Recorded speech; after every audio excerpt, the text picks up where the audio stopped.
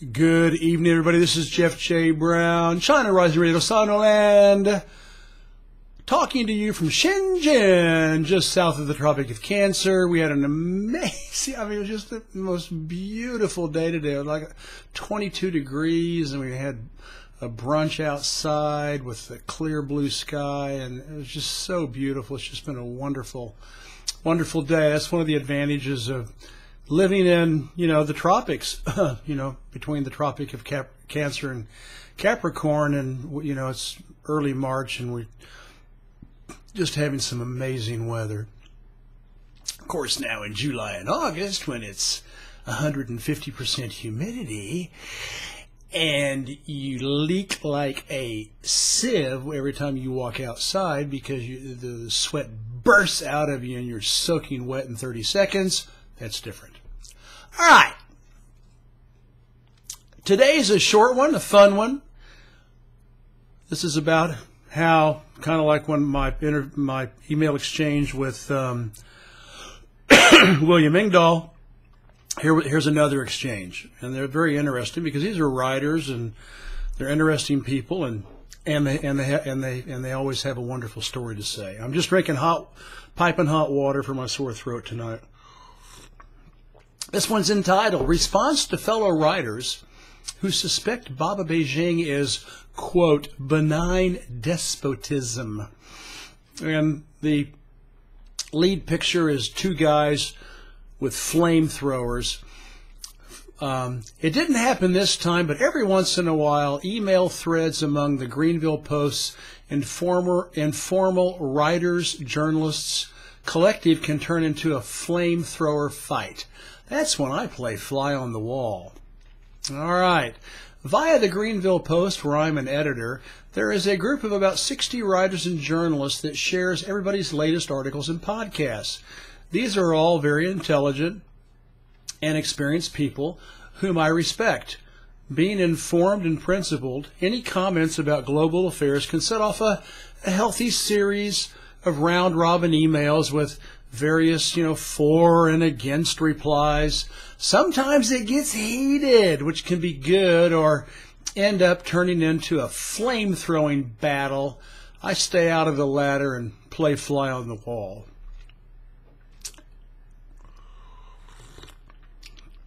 In response to my recent article, to my email exchange with the William Engdahl, a writer sent an email to the group politely telling me that they suspected China's government, Baba Beijing, is, quote, benign despotism.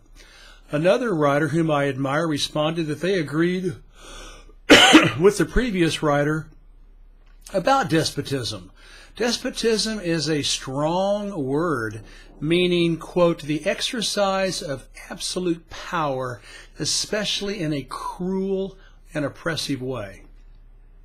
But benign despotism is an interesting oxymoron, but I catch their drift. It's a benevolent dictatorship that does some good things for the people when the leaders want, when the leaders want or do not want to, without necessarily consulting the citizens. I just found a typo. Below is how I replied. Follow-on replies were friendly. One writer responded to my answer with just one acronym, RTFO, exclamation point. I had to look it up as I had no idea what it meant. If I am correct, it can be an insult for roll the fuck on, meaning get lost. But it can also mean right the fuck on, meaning they agree.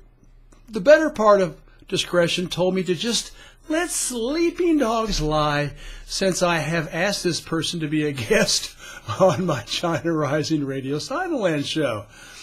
Thus, I thought ignorance would be bliss until I contact them to set up a date for our interview. I guess I'll find out then. All right, here's my response. As usual, there's visuals, hyperlinks, so you really need to get to the source article, which I will list on SoundCloud. And YouTube, I don't know if that message ends up going to iTunes and Stitcher, but anyway, just go to the my website, China Rising www.puntopress.com. Go to the blog page and it will be there, this article. Ladies and gentlemen, for China, what despotism? Chinese citizens have communist socialist democracy based on a three-legged stool: ownership of the means of production, democratic centralism, and people's democratic dictatorship, those three being Marxism-Leninism. Coupled with this is Maoism, Confucianism, and the Heavenly Mandate. Since Pew Trust began to include China in its international survey on happiness and governance in 2005, the Chinese have voted no less than 80% satisfaction in their leaders and whether their country is moving in the right direction. At the same time, most Western countries came in and continue to hover around 30%. Please see the attached graph put together by Godfrey Roberts. Western versus Chinese democracy can be summarized in two words: cui bono.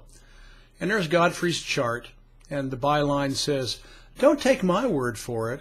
I just live here and report on what I see and hear on the streets of China. Ask China's 1.4 billion citizens how they feel about how Baba Beijing is managing the country's future." Since 2005, it has been no less than 80% in favor, while for Americans and other Western countries too, this number has a hard time breaking 30%. As I explained in book number 3 of the China trilogy, China is communist, damn it. Dawn of the Red Dynasty. Chinese civilization has been communist for 5,000 years. The masses here caused 6 societal collapses over that time by demanding a change in the Heavenly Mandate. How do the Chinese get better leaders? They have a well-known expression for this: grab a bamboo spear and storm the government palace, which over all these millennia they have done untold thousands of times. I just read David Graeber's, and I think he's a closet communist, his book, Debt, the First 5,000 Years, which I can highly recommend to all of you. In it, he wrote that there have been decades in China where there was an average of 1.8 anti-governmental insurrections per hour. Thanks to the Heavenly Mandate, the Chinese have been actively and forcefully demanding good civilizational governance since the days when Abraham was living in a goatskin tent and wandering around lost in the deserts of Palestine. Please read, listen, watch this article podcast, hyperlink. It wasn't until I came back to China a second time in 2010 that I finally figured out that Western notions of dictatorship, despotism, and democracy are deeply embedded in the racism of our unconscious, preternaturally assumed moral, spiritual, and intellectual superiority over the non-white peoples of the world. I spent the next several years expunging from my consciousness what I call the, quote, 3 paradigms of Western racial superiority, end of quote. Due to my 55 years of educational inculcation and social/media brainwashing, largely by researching and writing 3 books about China versus the West. To understand the origins and expression of our Western racism, I can also recommend reading this article, hyperlink provided, which was originally published on the Saker, but has since been greatly expanded. The podcast is also outdated, so please read it. I'm finishing reading James Bradley's book, The China Mirage. Based on his excellent research, I will be adding to it. It is now a living document and will continue to grow. In this article, I recommend reading 2 other books which had a huge impact on my perspectives of Westerners' deeply ingrained, expansionist, evangelical racism. Thanks for reading, and best from the greatest show on earth, Jeff. To close out on a theme, below is a great song about being unable to agree with each other from the indomitable Louis Armstrong and Ella Fitzgerald singing their tongue-in-cheek send-up, "Let's Call the Whole Thing Off." Vocal jazz doesn't get any better than this unforgettable duo. If you cannot access YouTube, fear not. Here's the same song by another amazing American entertainment duo, Fred Astaire and Ginger Rogers. They couldn't sing like Louis and Ella, but man, they sure could dance. All told, enjoy 4 of the greatest pre-war entertainers from Hollywood and New York. This is Jeff J. Brown, China Rising Radio Sinoland, signing out from Shenzhen. Have a wonderful week.